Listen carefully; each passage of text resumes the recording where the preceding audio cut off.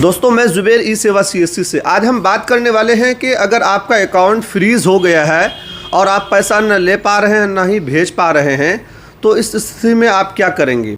सबसे पहली बात तो ये है कि अगर आपका अकाउंट फ्रीज़ हुआ है तो इसके पीछे रीज़न क्या है ये आपको जानना होगा। अकाउंट फ्रीज़ होने के पीछे 2-3 रीज़न हो सकता है।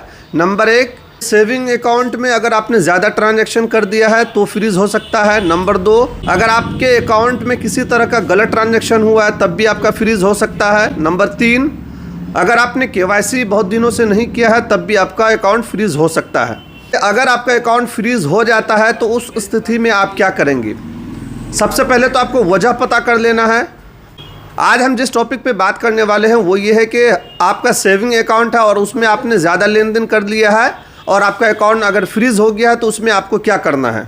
याद रखिए कि आजकल बैंक का जो नियम है वो काफ़ी सख्त हो चुका है और क्योंकि बहुत सारा फ्रॉड हो रहा है इसी वजह से किसी सेविंग अकाउंट में अगर आपका पैसा रोज़ाना आ रहा है जा रहा है तो बैंक को ये शक हो जाता है कि ये किसी बिजनेस पर्पज़ से यूज़ हो रहा है।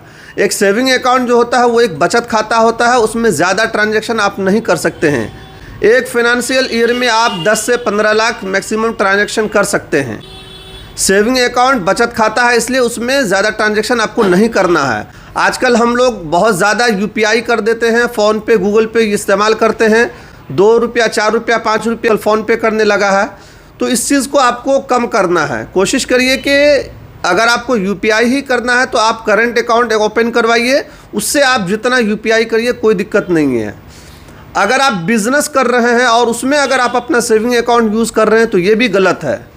बिज़नेस करने के लिए आपको एक करंट अकाउंट ओपन करवाना है जिसमें आप ट्रांजैक्शन करिए, आपको कोई दिक्कत नहीं होगा। अगर आपका अकाउंट फ्रीज़ हो गया है तो उस स्थिति में आप बैंक जाएंगे, बैंक जा कर के आपको अपना एक ITR देना होगा कि आपका जो ट्रांजैक्शन है वो सही है, आपने किसी तरह का गलत ट्रांजैक्शन नहीं किया है और आपका जो ट्रांजैक्शन हो रहा है वो किस पर्पज़ से हो रहा है। अगर बैंक सेटिस्फाई हो जाएगी तो आपका अकाउंट अनफ्रीज़ कर दिया जाएगा और आप लेन देन आसानी से कर सकेंगे। और अगर आपका KYC पेंडिंग होगा तो KYC में जो डॉक्यूमेंट्स है आधार कार्ड, पैन कार्ड ये सब लगता है, आप वो भी दे करके आप अपना अकाउंट अनफ्रीज़ कर सकते हैं। अगर आपके अकाउंट में किसी तरह का गलत ट्रांजैक्शन हुआ है तो उस स्थिति में भी बैंक आपका अकाउंट फ्रीज़ करती है, तो उसका एक अलग प्रोसेस है। उसके लिए मैं एक नेक्स्ट वीडियो बनाऊंगा तो उसमें आपको मैं बताऊंगा कि उसको कैसे आपको अनफ्रीज़ करना है। अगर ये वीडियो आपको अच्छा लगे तो वीडियो को लाइक एंड शेयर ज़रूर करिएगा और इस पेज को फॉलो ज़रूर कर लीजिएगा।